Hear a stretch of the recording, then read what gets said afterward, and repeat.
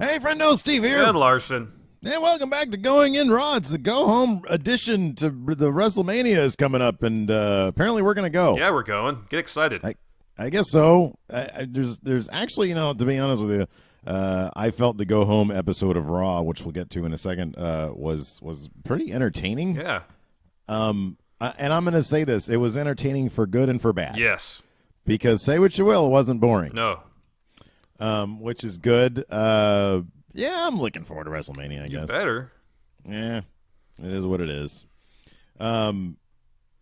So, yeah, I guess we should talk about that first. Yeah, why not? Since this whole episode is dedicated to WrestleMania practically, so we need to... We need our official picks for this year's WrestleMania. But first, I think we need to wrap up any loose story threads. You're so attached to the past. It's ridiculous. So attached to the past. That's not the name of the segment, So Attached to the Past. We can't officially begin this until you give me what I want. Raw cap. There you go. See, now you're in the spirit of things. Yeah, no, obviously there's no reason to recap the entirety of Raw. There never is. No. But even there the were... version. There were the 90. Don't knock that. One day you should maybe try the Hulu free trial and check out the 90 version of Raw, because no recaps, no crap filler matches. There's only those 2 Hulu ads per segment or whatever. Yeah. It's a tight ship they run there. It's what Raw probably should be on a weekly basis. It's exactly what Raw should be. It reminds me of NXT. NXT, it's like an hour goes by, you're like, wow, that was really entertaining. It leaves you wanting more, knowing that if you had more, you'd be bored. Yeah. Yeah. Sting came out to. This isn't going to be a whole recap, but it happened first. I thought it was a pretty mark out thing. Sting came out and delivered a Sting promo on Monday Night Raw. Yeah, and he was trademark Sting. It was like he hadn't been in TNA for a dozen years. Historically speaking, this was a significant moment. Yes. This is the ultimate denouement to the Monday Night War. Yeah, pretty much. Sting v Triple H. Everything's come full circle. It probably hasn't. This hasn't been built maybe as well as it should be built or should have been built, but it has had a number of mark-out moments just due to the fact that it's Sting in the WWE. Yeah, I kind of think that the reason any shortcomings as far as the build is probably just due to the fact that Sting was contracted to do a certain number of appearances. If he was out there on a weekly basis, they could have done more to build things up a bit. But given they could have, see, I think this is the perfect amount of part-time for an event like this. I'm actually okay with this build because you don't see him every week. Yeah. It's not like Brock Lesnar, who is the champion and enmeshed in the company and kind of should be there more because he's the champion. Yeah. And these are 2 veterans, so you know what they've given. This is a good juxtaposition between this and the main event. This is 2 veterans, so you already know they have an entire storied history between the 2 of them. Arguably 2 of the top guys of their promotions of their times, ever. Mm-hmm. And you already know the potentialities here as opposed to the main event, which we'll discuss in a bit, which we don't know what that could offer. Yeah. Because they haven't shown us anything. Yeah, they haven't shown us a damn thing. So I thought that was good. Stephanie was grade A. Like when I saw when I was watching and I got to witness Stephanie put on a show again, I was excited about WrestleMania again. I was like, oh, she's so flippin' good. She is. It was just she is great. When she was peeking out from the ring apron with the sledgehammer, when Triple H came out and she started waving while Sting had her hand in the little subtle finger wave. Oh man, it was great. Like, she is such a pro and she is so entertaining. The next note I have, I guess, I don't know, maybe this happened next in line, was Axelmania. Yeah, that was great. That whole segment was really good. I am rooting hard for an Axelmania moment. Me too. Because, and if you notice, the crowd was chanting, as much as they tried to give him the heel role, the crowd was chanting Axelmania. Yeah. I don't know where it's come from, because it seemed like up to this point, Perfect's kid has been a black hole of charisma. Yes. And ever since the Wrestlemania thing, he's just turned it on. He has grabbed that proverbial brass ring, and he is hilarious, and he doesn't stutter, and he almost has his dad's thing, like the weight behind his words. I like that. I think he's good. That was a very entertaining segment. Snoop, I mean, I know he's been an icon for 20 some odd years now, but Snoop didn't stutter once. Snoop delivered like a pro, because a lot of times these celebrities will come out, and even though they'll have experience, you know, in live situations, the WWE arena is a completely different situation. Oh, yeah. I mean, I imagine if, you know, even if they've done Broadway shows, it's not to those size crowds, you know? Right, exactly. And, you know, the raucous nature of it. But Snoop handled it perfectly. Hogan was spot on. It didn't go on too long, and you got Snoop ripping off his shirt, and he has those long, spindly Snoop Dogg arms, and he was completely into it. So I love that. And even Bill Simmons, during his short segment, announced that the match was totally into it. Oh, that's what Hulu missed. Oh, you missed out on Bill Simmons, huh? Wait, hold on a second. What did he announce? Oh man, it was. It wasn't Bryan versus Ziggler, was it? No, I think was it Andre the Giant moment? Yeah, then? I think it was. Hulu missed that. Yeah. So I didn't really care, but I don't know if I can go back and watch it now, but yeah, I'm kind of bummed that I missed that, because I'm a big Bill Simmons fan. I like him. He was good. He is good. I was surprised. I think this is going to be a good match. I think the Divas match, I think those ladies are out to prove something. They gave them plenty of time. And it wasn't too bad. And it wasn't bad at all. I thought it was good. I think they're going to have a sleeper hit at WrestleMania. It's so funny because, you know, we dogged the shit out of the build up to WrestleMania, but when you look at the lineup, it's actually a pretty decent lineup. Yeah, it's not bad at all. Yeah. I'm looking forward. I am so much more now looking forward to the Intercontinental Championship match, because I have bought into the idea that they're going to elevate the belt. Yeah. I think that they're doing it. I think, number one, every week I see Kane and I love him more. Yeah. And that's amazing, because he has that. It's the agent from The Matrix. It's Hugo Weaving that he does Smith, so perfectly. And when he had to strip Bad News Bird, take the belt from him to have it in the match, I thought that was good. I didn't. The one thing I had to cut short because I just ran out of time was Bryan versus Ziggler. Was it a decent match? Yeah, it was okay. Okay, I didn't think it was going to be like a big barn burner or anything, because I think they're going to save their nut for afterwards. Oh yeah. But I think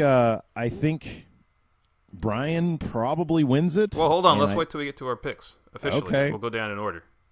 And then the last thing I sort of Rusev destroyed Cena, which was pretty cool. Which all but seals Cena's. Well, we'll get to that later. There was one shot where Rusev was standing over a broken Cena on the table. Yeah. And in my mind, it was the perfect shot. And it didn't have to progress past this. But if Rusev just dropped his pants and poo-pooed on him, and no, okay. Just exposed himself. And that's all that segment needed. I was thinking that if he pooped on him, it'd be the ultimate humiliation. Well, that would be going too far. Oh, okay. I'm just saying he pulls down his pants, look at my dick, everybody. Okay. Like, there's always the threat that he can poop or pee or wank it on Cena. Yeah. But that didn't happen. And I think that would have been going too far. I think just to nudge it, the perfect amount of drama would have been full frontal nudity, though. What if he had done like a little hip shake and had his dingus? No. That's adding a comedic element we don't need in there. Okay. They know better than that. All right. Well, I'm just curious.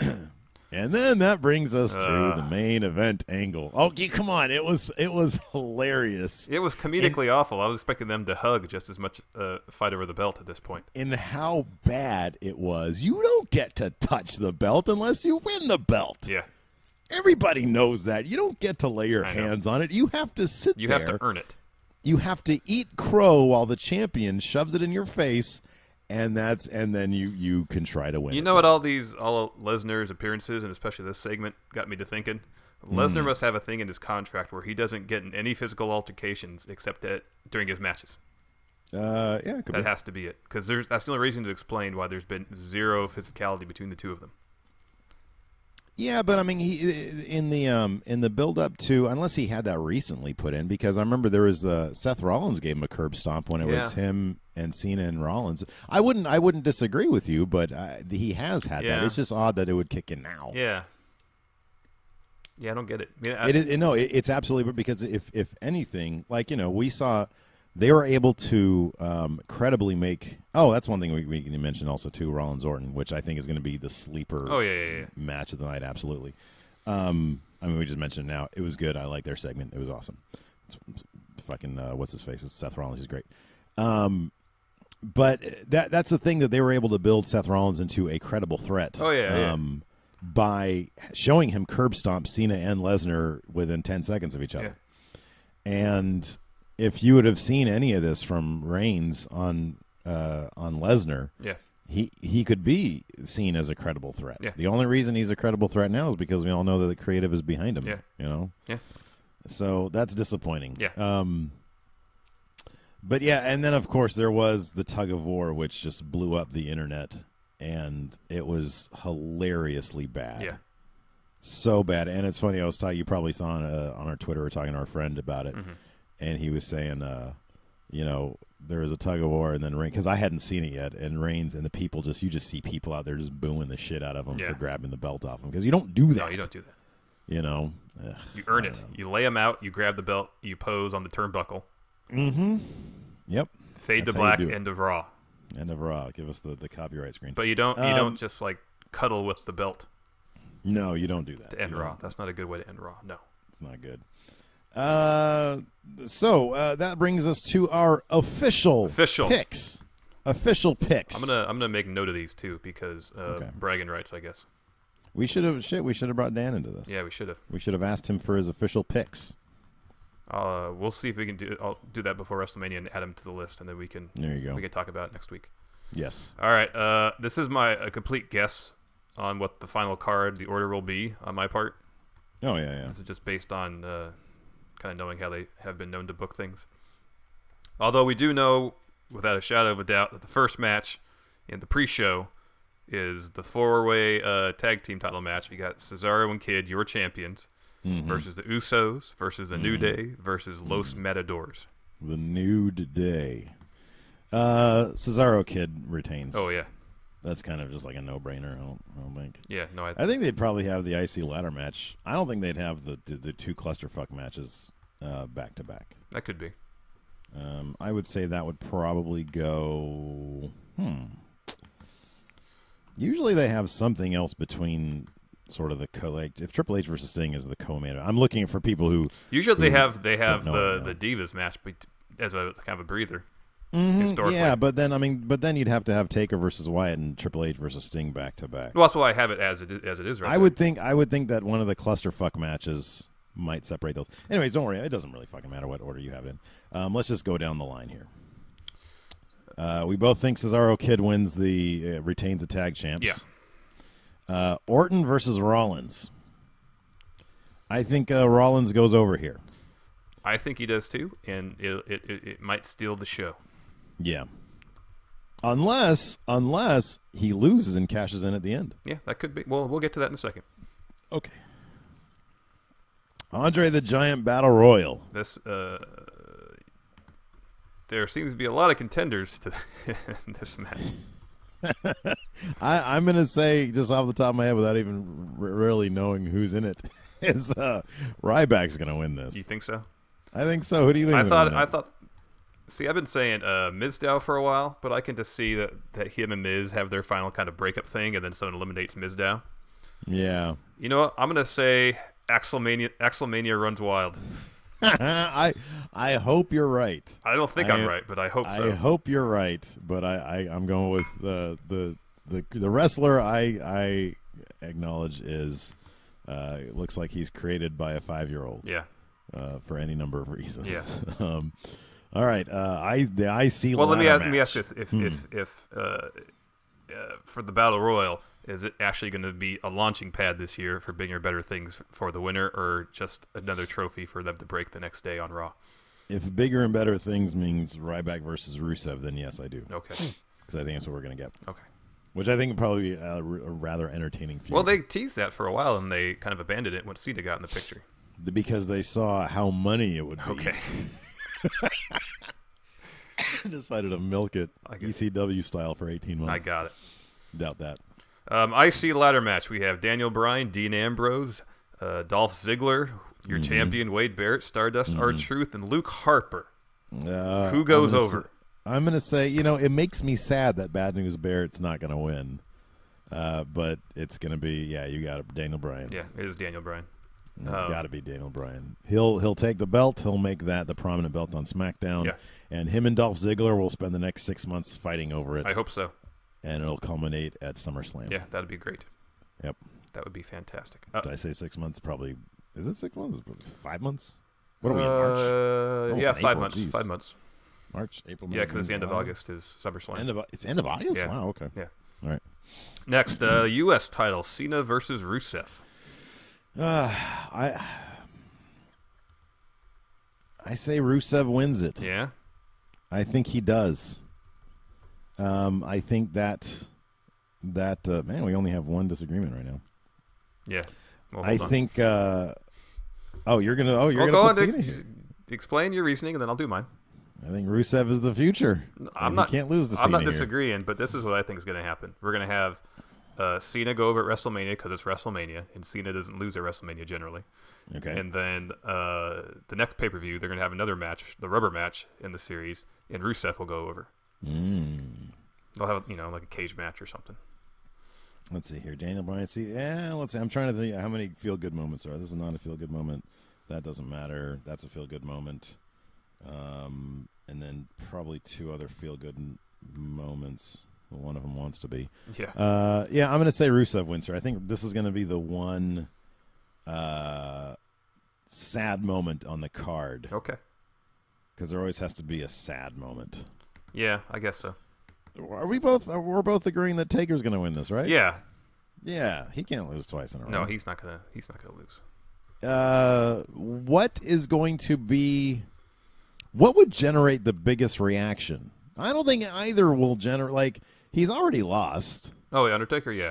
So it's not like losing again is going to shock anything. But I don't think Bray loses much. I think Bray's already won in terms of building his character. Oh, yeah. He's carried this entire feud. His promo last night was fantastic. His promo was really good last night. This whole feud's been on his shoulders, so I think just via that, he looks great. Yeah. Win or lose. Talk about, it's not for a belt or anything, but talk about, like, total confidence in this one guy to carry this entire feud. And I've been critical of it because I think it needed more tension and more conflict. But just in terms of letting this guy go out there and talk, if they hadn't been doing this, this is one of those things where, like, the WWE gets it right and people don't really acknowledge it, I don't think. But if you're doing anything but letting this guy talk and say whatever he wants, you're doing him a disservice and you're doing your company a disservice. And they've let him do that. Yeah. Taker goes over. Yeah, I guess so. We'll get to it later. Again, there's another question involving the Taker, but it'll probably happen the next night on Raw. Okay. So you have the Divas match. Paige and AJ versus the Bellas, and after the friction last night between Paige and AJ, I was kind of wondering if they were going to make this a four-way match for the title. But I guess that'd have to happen on SmackDown, which hasn't happened yet. I mean, they did the tapings last night, but I didn't read anything about it. It could always happen to Mania itself. That's what I'd kind of prefer. But there's been no friction between. I mean, I guess that would sort of, Brie might be trying to help out, but that's a story they could tell in the ring. Brie, trying to help her Nikki. Sister. Yeah, I've been okay with this feud. I've been fine with this. Yeah, I like that AJ's back. Who goes over? Who goes over? Indeed.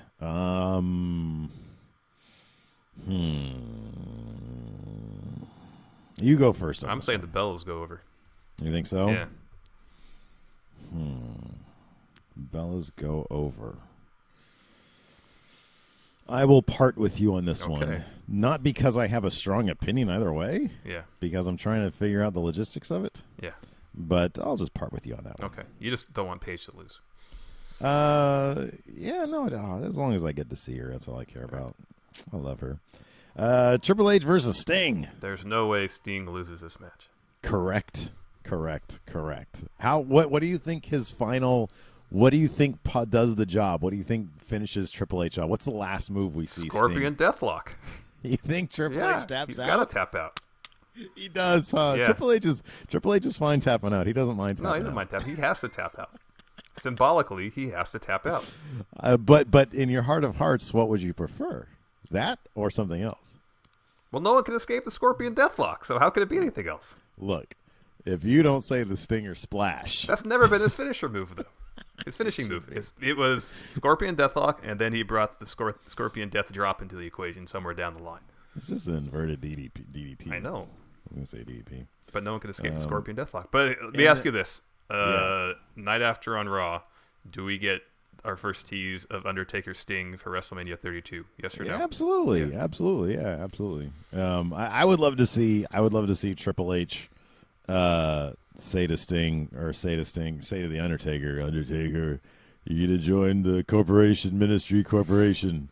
And then the Undertaker, they just go back to the corporate ministry, and Mideon comes out if he's still alive. Yeah, I don't know if he is. And then they find out who the higher power is, and it's Vince, and he says, "It's me, Austin." And it's funny because Austin's not even there. Austin's not even around. He's like, "I'll bring on my podcast on it." What is that called? Brain? What was it called? Alpha Brain. Alpha Brain. Is that what it was? Yeah. And then Austin asked Vince some Uber facts. Yeah. Let's see here. Our tug of war main event, which unfortunately is not just a tug of war match in the middle of the ring. Yeah. That's what they should do. Is just get a big rope. That would be great. A big rope. And just have a tug of war. Yeah. Reigns versus Lesnar. You go first because I have a really convoluted finish for this match. I love your convoluted finishes. So you go first. You're now in the Larson is the booker. Yeah. You know what? Unfortunately, I think this is going to be. I don't think there's a good way out of this. I think Reigns wins, as boring as possible. Yeah. I am pessimistic, especially after the tug job last night. Yeah. I am super pessimistic that this is going to be. It might not be a terrible match. It might be a decent match. I mean, okay, I'll put it this way. Right now, I think my expectations of this match, or I think general expectations, are so low that are Brock Lesnar versus Goldberg levels. Yeah. I think Reigns has something to prove. I think it'll be an okay match. But I think it's going to be a boring finish. I don't know. What do you think? Let's go ahead and get this my favorite fantasy booker. There's probably a 2% chance this happens. Okay. But this is what I thought last night. During the match at some juncture, I assume towards the end, because while Heyman's been talking up Lesnar, he's also been talking up Reigns a bit, and especially how well he knows the family. Mm-hmm. So what I'm thinking, we have a double turn. Okay. We have a Reigns heel turn. Heyman associates himself with Reigns. Yeah. Lesnar turns face. Mm-hmm. And so Reigns goes over at the end. Mm-hmm. But Rollins comes out, cashes in, wins the title, triple turn during the course of one match. So at the end of this match, Lesnar and Rollins are effectively face, because whenever someone cashes in, it's automatically a face thing. They're a good guy now. Reigns is the new replaces Lesnar as the monster heel in the company, with Heyman by his side. All right. So that's what I'm hoping for. I like it. I love that. I think that's great. Not going to happen. Not going to happen. I like that you're writing it down as your prediction. Triple turn. Somehow, yeah. That's where you're going with that. That's your official. You acknowledge there's no way they can happen. It's a very specific and detailed fantasy book on your part. 2% chance. There you go. So what 98% chance happens? Reigns wins clean. The most boring finish there is. Most boring finish possible. Yes, I agree. And then the crowd will just be kind of okay. Yeah. Everybody's looking at their watch, saying, "God, it's going to take 2 hours to get out of the stadium." Mm-hmm. That's what everybody's going to be worried about. All right. Now we have a new no, not a new segment. This is a new segment as of last week. Yeah. This is what we put on the thumbnail. Well, hold on. Let's give. Yeah, we put on the thumbnail. Let's We got an ad break? No, let's do a grade. What out of 10 will this WrestleMania end up being? Final. I said a 7 before, I think, or did I say 6 and you said 7? You said 7, I think. Okay, I give it a 7. If WrestleMania 30 is like a 9, which I think it could be considered a 9. And what did we consider our best ever last week? No, we put up to vote. I don't think we ever tabulated those votes. A lot of people agreed with the, I think, 19. Yeah, a lot of people like 17 and 19. Those are probably the two most popular. Yeah. My problem with 17 was always, I mean, I always just look at matches. We're going to talk about this in a second. Yeah. But the finish to 17 when Austin turned heel was the biggest bummer for me. Yeah. And that, to me, colored the match. I don't even remember the match. I imagine there was a lot of stunners and rock bottoms on both sides.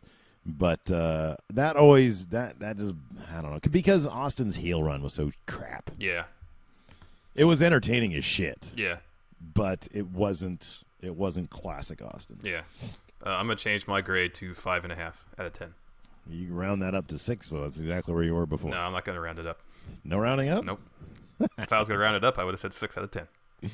All right, very well. Now it's time for the segment called Gorilla Position. Named after Gorilla Monsoon. Yeah. This is where we debate a timeless classic debate. Yeah. In wrestling history. Today we're going to discuss what is the greatest WrestleMania match of all time. Before we engage in this debate, though, I think we need to set up at least a certain amount of criteria. Can we do the worst next week? Sure. Okay. We might have a couple contenders. I know, immediately. Yeah. So some obvious criteria. Historical importance. Yeah, okay, here's the tricky thing about criteria, is that technical wrestling... Which should be a part of it, too. Which should absolutely be a part of it. But they're kind of weighted. Like, we have to discuss technical criteria or technical wrestling versus historical importance versus storytelling. Yeah, as I say, those are the three big things. Storytelling, absolutely. Historical importance, and technical proficiency. Yes. I think in terms of technical proficiency, unless you consider lifting Andre the Giant and tearing your bicep, you got to take Andre Hogan out of it. Yeah. Although it's historical, that one's on there primarily for historical importance. It's historical significance, and to a degree, storytelling ability, which was pretty huge. That rockets it up there, but in terms of technical proficiency, like, it's out. But we'll just keep it in mind. Yeah. Because on the other two criteria, it's so big. Yeah. Next up, we have Rock Hogan. Yeah. Again, I would say, storytelling, easily. Oh, for sure. Technical proficiency, not so much. Not so much, but I think technically speaking, it was probably better than Andre Hogan. Yeah. In historical importance, Oh, absolutely. Oh, I disagree. I think that was huge historical importance. That was probably, in my opinion, the biggest passing of the torch moment we've ever seen. What's a bigger passing of the torch moment? Andre Hogan, maybe. Yeah, but Hogan, I understand that that's sort of passing of the torch thing. I'm not sure that's really a like Hogan Warrior. I think could be considered a bigger passing of the torch. I would say that Andre Hogan was considered a passing of the torch because the participants in the match considered it as much. Oh, you think? Okay, well, okay, yeah. I think from a fan's perspective, though, I don't know. I think Rock Hogan was like an ultimate. The thing about Rock Hogan also is that it was an ultimate dream match. Oh yeah. No, I wouldn't argue with that. Like you don't really get because the great thing about Hogan is that he really did have two peaks. Yeah. You know, he had his face peak, he had his heel peak, and that was Hogan. I mean, granted, it's not at his. Starrcade Starrcade '97 was probably his heel peak, but he was. I mean, coming in fresh. He was super over because of the NWO. He's super over because of historical impact. I won't argue with any of that. He was big time over. It's 2.5 out of the 3. Here is my it's good. Here is my pick for, and specifically the final entry of this, which apparently I did some research, and granted, it's so difficult to remember the minutia of these matches. But apparently, Taker HBK was perhaps the best, technically speaking, of these. Yeah. But Triple H versus Taker in Hell in a Cell, yeah, technically, with HBK in there, yeah, I thought is probably at least in my top 3. Yeah, no, I think that match covers all the bases. It covers all the bases. All those guys laid it on the line. You'll never see better storytelling. No. You'll never see higher emotion. Nope. And you'll never, I mean, honestly, for these guys and how old they were, there were so many oh my God, OMG moments where the Y button was hit that it was absolutely a brilliant fuck. I remember being emotionally spent by the end of that. That was a fantastic match. It was. I put this on here because I did some research on what other people consider the best matches. Flair versus Macho Man WrestleMania. I don't remember dick about that because I don't even know if I've even seen it. I think I have, but I don't remember much about it. I mean, historically, it's interesting. Yeah. I'm sure technically it was good.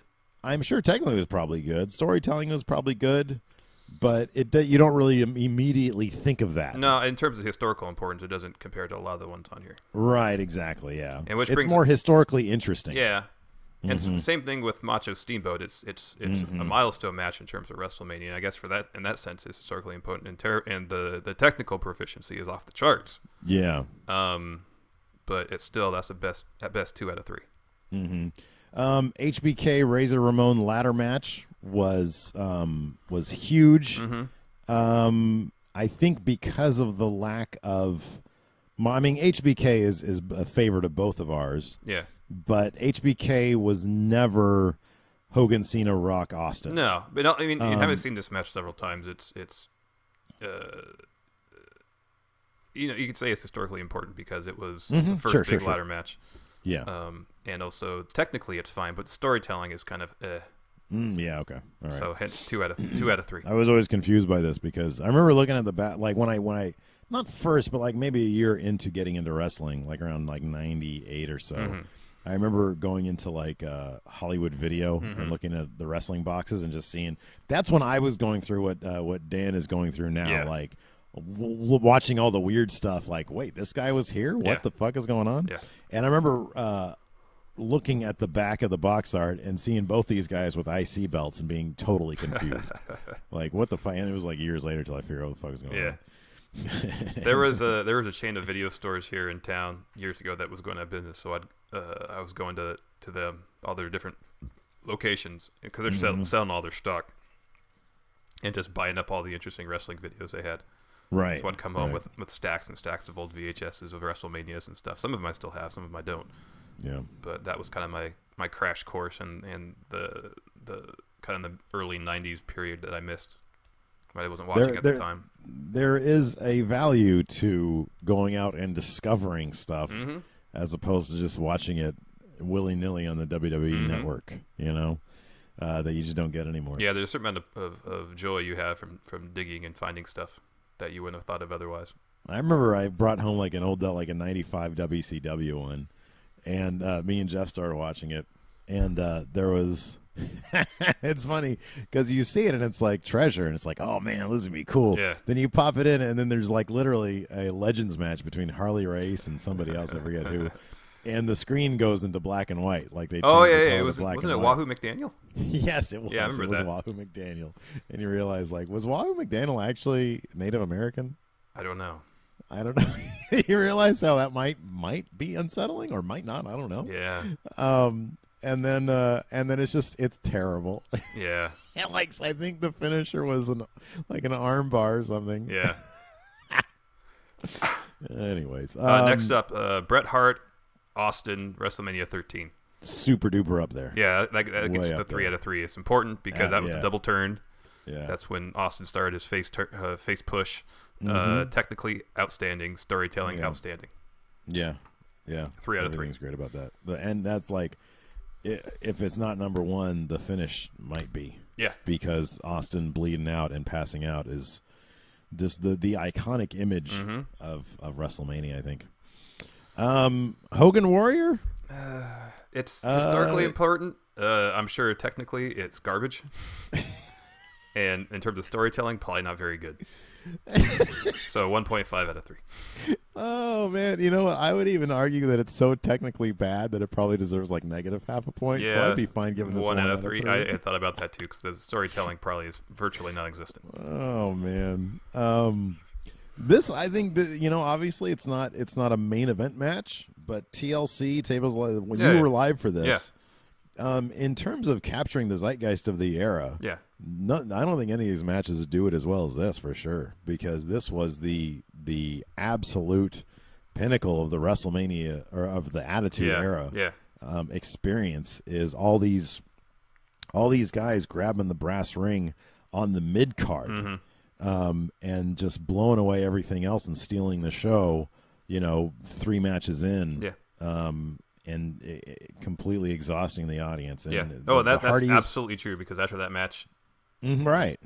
I literally don't remember much of the card after that match. I mean, and there was even what was it, Jericho, Angle, and Benoit. Yeah. I don't remember that match. Pretty much all I remember is this match and everything that preceded it. This was just to clarify, this is the Hardys, the Dudleys, and Edge and Christian. Edge and Christian, good stuff. 2.5 out of 3 only because it was more of a spot fest and not so much a storytelling thing. So, Daniel Bryan, his experience at WrestleMania 30, I guess. You can't really argue with the storytelling. Can't argue with any of these. The storytelling aspect of it, you can't really argue with the technical proficiency. The only thing, and it's only because it hasn't received the benefit of time. Needs more time. Is the historical impact. I agree. So 2 out of 3. Question mark out of 3. 2 and a question mark out of 3. Give it 10 years, and we'll have a better idea of where it sits historically. We'll see where Daniel Bryan is 10 years from now. Exactly. Yeah, exactly. Because, all right, the Austin Rock series. I believe they fought at 17. They fought 3 times. 17, 19, and 19 was the last one. So it was 16, 17, and 19. 16, 17, and 19. Is that right? Yeah. 16 no. Or so? 16 was when I was one of their main events not at WrestleMania? No, well, I mean, I knew they wrestled in consecutive WrestleManias. They did. Okay. I thought. So maybe wait. 17 and 19 are for sure. 16 was the one in L.A. and Austin was hurt. So maybe it was 15, 17, and 19. Okay, so 17 who was at WrestleMania? I think it might be right about 15. 15, 16, and 19 maybe? No, 17 was when he turned heel. 17, yeah. And 19 was his last match. Hold on a second. So it'd have to be... Here we go. Stone Cold faced The Rock in an ODQ match at WrestleMania 15. So 15, 17, and 19. 15, 17, 19. There you go. So I guess back-to-back years at Stone Cold. Sorry, main evented WrestleMania. Yeah. This was always the most, in my opinion, I think the most entertaining feud of the Attitude Era, far and away. Feud of the Attitude Era, absolutely. Yeah, 3 out of 3 is correct. The ending, I just watched it recently. The end of, I watched the WrestleMania 19 match between them, and the end of that, when Rock is just sitting there next to a prone Stone Cold, and he's just talking to him. Oh yeah, because it was Stone Cold's last match. That just sends chills down your spine. You know, it's like these guys, who back then I don't even know if we really realized how close they were until you see years later. You see either documentary footage or you just hear interviews with them, and they seem like they were pretty close guys. Yeah. You know, like they understood. They might not have like hung out together, but they understood and respected their places and how they were completely linked to that era, and they're in an exclusive club that's 2 people, them. You know what I mean? Yeah. So that's really neat. That's really cool. And yeah, that definitely is their series is a 3 out of 3. Which one's the best? I don't know. I haven't really seen. I would probably have to say either 17. As you said, the finish is somewhat marred by the heel turn that didn't end up really working out. So I would say either 15 or probably historically 19. Yeah, 15 might have been the better match. Yeah. I think you're right about that. The year Benoit, this is sort of a twofer. The year Benoit and Guerrero each won. Apparently, I don't remember this. I don't remember dick about it. But I remember the image of both of them in the ring at the end. Yeah, but the Guerrero didn't win it at that WrestleMania. I mean, he won the match, but he retained. Yeah, he won the belt at I think No Way Out or something like that against Lesnar. Okay, so all right. So they both didn't capture the belt that night. And then apparently Benoit fought Triple H and HBK when he got the belt. Yeah, when he won the belt, and apparently that was a really good match. Hard to say Benoit is the best at anything ever because you know he fucking did some shit. So yeah, that's kind of off there, but that was still. I remember that was just a really cool moment. But there's also been other really good matches, like Angle HBK was really good. Yeah, there's been all sorts of other Angle great matches. Lesnar was really good until Lesnar tried to break his neck. See that one. That's the thing that I remember about that is Angle almost breaking his neck. There's been countless other good matches, but I think these are the standouts historically speaking, probably. Yeah, absolutely. I mean, you had CM Punk versus the Undertaker. Yeah, that was. I mean, a lot of Undertaker matches actually really good, especially the later ones. So here we go. Our 3 out of 3s. So our top 3 would be Taker, Triple H, Hell in a Cell. Yeah, 3 out of 3. Austin, Bret Hart, WrestleMania 13, 3 out of 3. And the Austin Rock Series, 3 out of 3. So of those 3, let's each say which one is our favorite, or what we think is the best. Yeah, my personal order would be Taker, Triple H, 3, I guess, with HBK, Hell in a Cell. Then it would be Hitman Austin. Then it would be Austin Rock. I agree with all that. All right. So there you go. The best WrestleMania match of all time is Triple H versus Undertaker in the Hell in a Cell. Yeah. If you're a true wrestling connoisseur, 3 out of 3. That is the correct answer. Oh no! I'm terrified right now. Remember the last week? I got 5 out of 12. I selected 12. Are you wrestlers. Sure you got 5 right? I did. I made note of it. That's a lot. Yeah, that's a whole lot. And the thing is, I know you, and I know that you're gunning for blood. I let you off on a couple of those. Yeah, a couple of these aren't that difficult that I picked out here. Yeah, see, that's going to be a problem though because you're going to say them and it's going to be not that difficult. And I'm going to get it wrong. Yeah, it's going to get in your head. I don't do well under pressure. Yeah, so the name I selected for this, I don't know if it's going to stick. I was trying to think of something clever, and this really isn't that clever. No, I like this. Is Kayfabe Corner. Yeah, real or fake? Real or fake? Kayfabe Corner. It's alliterative. That's what I was gunning for. That's good. All right, are you ready? Shoot or work. There you go. That's good too. Are you ready? Is this a shoot? I am ready, and that's a shoot. All right, here we go. Okay. Your first wrestler, real or fake? Okay. Checkmate. Real. Correct. Yes. That's 1. Real. Oh, no. Number 2. This is where I start choking. Number 2. Okay. WrestleMan. Fake. Yes. Number 3. You almost had me. If you said WrestleMania 2000, I would have known for sure. That was fake. Number 3. Struttin' Gary Sanders. Real. Fake. Oh, fuck. That was a good one. That's such a good name. Number 4. So we have to write down some of these fake names and use them in wrestling. Right now, you're 2 of 3. Yeah. Keep track how many you get right. That's your responsibility. Okay. Number 4. The Yeti. I got 3 right so far, right? No, you've gotten 2 out of 3 right. I've got 2. Okay, 2 right. I got it on my hand right now. Number 4. The Yeti was real. Yeah. See, okay. That was an easy one. All right. 3 out of 4. Number 5. Kenny Shaw. Fake. Real. Real. Damn it. That sounded like a fake name. 3 out of 5. What do I have? 3. Okay. Yeah. Number 6. Goldie Calhoun. Fuck.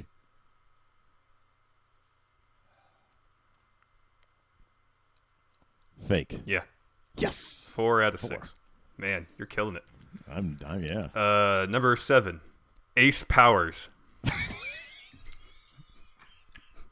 Real. Fake. Damn it. 4 out of 7. Number 8. Time to choke. Super Giant Ninja.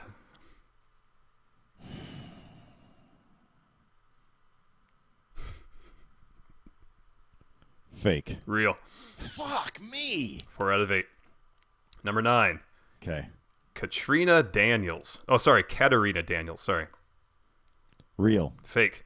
Fuck. My flub. Man. I think my flub fucked you. 5 out of 9. Number 10. Bill Payne. Fake. Real. Damn it. 5 out of 10. You got 2 more. Okay, come on. Number 11. Okay. Midnight Flyer. Real. Fake. Fuck. 5 out of 11. My God. Your last one. What am I at right now? 5 out of 11. I'm at 5 or 4? 5. Okay. Woo. Last one. All right. The Pro. Real. Yep. Yes. Yes. Fuck yes. I win. I'm the best. Oh, that's good. That's fucking good. What was that one you said? Strutting. What was it? Strutting Gary Sanders. Write that down. Strutting Gary Sanders. And Goldie Calhoun. Write that one down. I like Goldie that. Calhoun's a good one I too. like that one. That sounds like some NWA shit. Yeah. Someone posted a picture on, I think on Twitter. It must have been old wrestling pics of a WWF wrestler back in the day named Goldie Rogers, I think. It's like, oh, Goldie, that's a good name. Goldie is a good one. That's awesome. Oh, that's fantastic. There you go. 6 of 12 is the new record. All right, so we're going to go to WrestleMania and have some fun? Hell yeah. All right, we're going to go to WrestleMania and have some fun then. Yeah. That's our show for the week. Yeah. And next week we'll be back with Dan Nerd Cubed. Yeah, with our WrestleMania recap. Our WrestleMania recap. Are we going to do it on Monday or Tuesday? We'll do it on Monday. We'll do it on Monday. Okay. Sounds good. We'll talk to you later, guys. Goodbye.